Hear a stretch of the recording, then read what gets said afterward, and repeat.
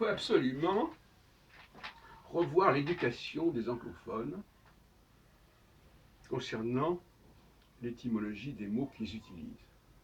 Et quand je dis les anglophones, ça veut dire aussi les gens qui parlent anglais, quelles que soient leurs origines géographiques. On ne peut pas continuer à employer des mots comme human, humanité, sans connaître le mot homme en français. Puisqu'en français, on a homme et humain et humanité. On ne peut pas employer le mot morto, immortalité, sans savoir que le mot mort, muerte, existe en français et qu'il est la matrice de morto, immortalité. Ça n'est plus supportable.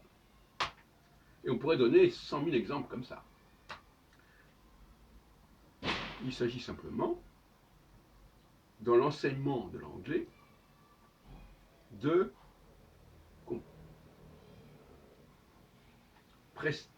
constituer un enseignement de ce type. C'est-à-dire que l'anglais ne peut pas s'enseigner sans l'étude de ce que j'appellerais les racines françaises. C'est une absurdité. On ne peut pas continuer à employer, par exemple, le mot final ou finish sans connaître le nom fin, fine, qui en est le point de départ. Ça n'a pas de sens.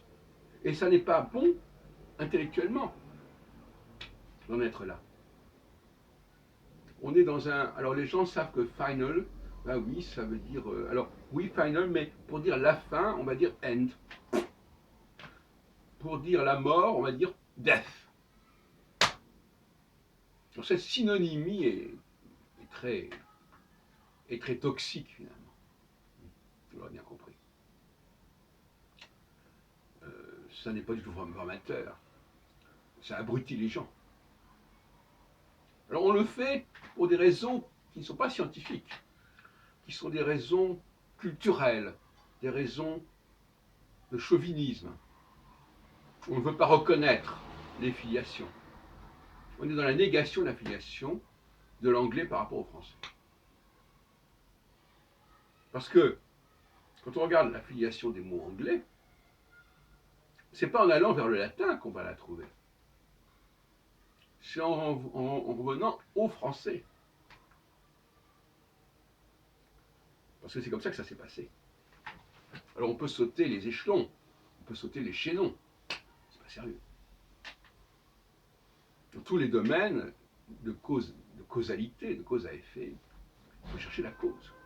Et la cause principale de ce qu'est l'anglais aujourd'hui, c'est le français. Alors on peut remonter au déluge aussi.